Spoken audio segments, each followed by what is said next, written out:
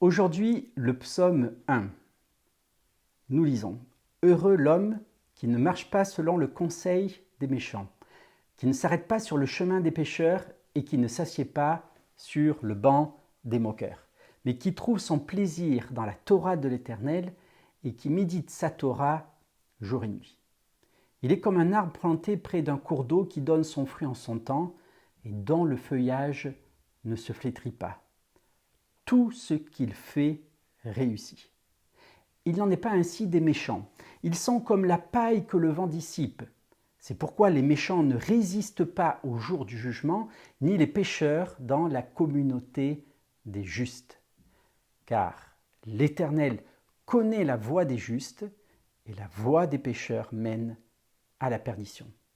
Nous allons voir que ce psaume est un psaume messianique.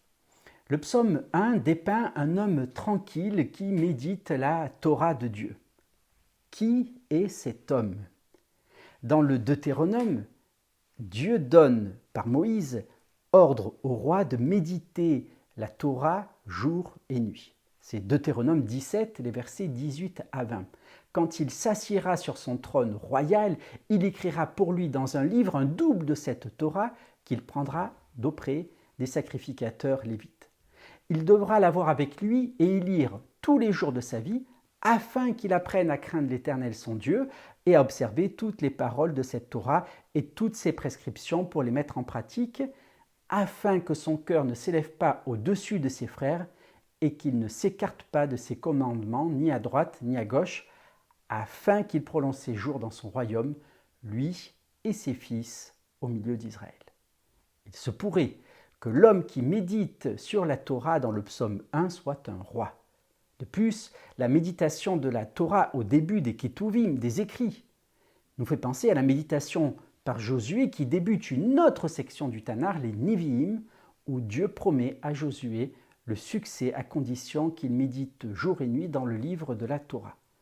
Là, il nous est dit, ce livre de la loi ne s'éloignera pas de ta bouche, tu y méditeras jour et nuit pour observer et mettre en pratique tout ce qui est écrit, car c'est alors que tu mèneras à bien tes entreprises, c'est alors que tu réussiras.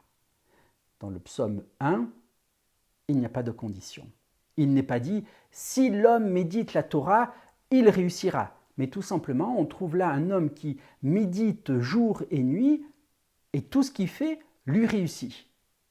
Le roi est celui qui médite sur la Torah conformément au commandement donné par Moïse au futur roi d'Israël.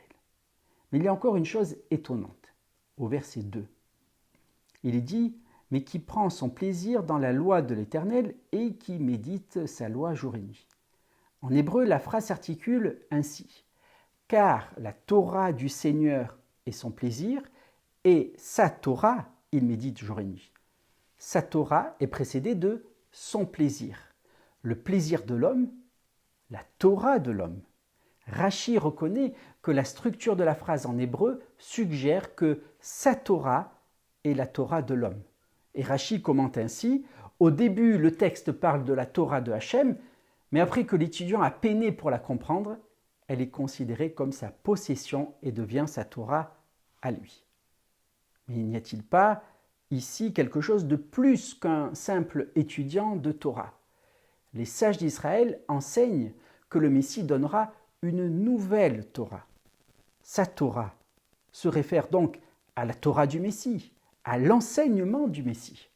Ce que médite l'homme, le roi Messie, c'est sa Torah, son propre enseignement. Et dans le serment sur la montagne, Yeshua reprendra le premier mot du psaume 1, Achéri, heureux, pour signaler qu'il est cet homme décrit par le psaume 1. De toute évidence, ce psaume a été placé là de manière intentionnelle par les compilateurs du Tanakh pour souligner le parallèle avec le livre de Josué. La méditation de Josué se poursuit avec le récit des conquêtes militaires de Josué dans le pays de Canaan, et de la même manière, le psaume 1 qui présente cet homme qui médite sur la Torah se poursuit avec le psaume 2 qui présente la victoire du roi Messie sur tous les rois des nations de la terre. Le Mashiach se cache dans les Écritures, mais il se laisse trouver par ceux qui le cherchent. Merci d'avoir écouté cette vidéo jusqu'au bout et n'oubliez pas de la liker. Shalom.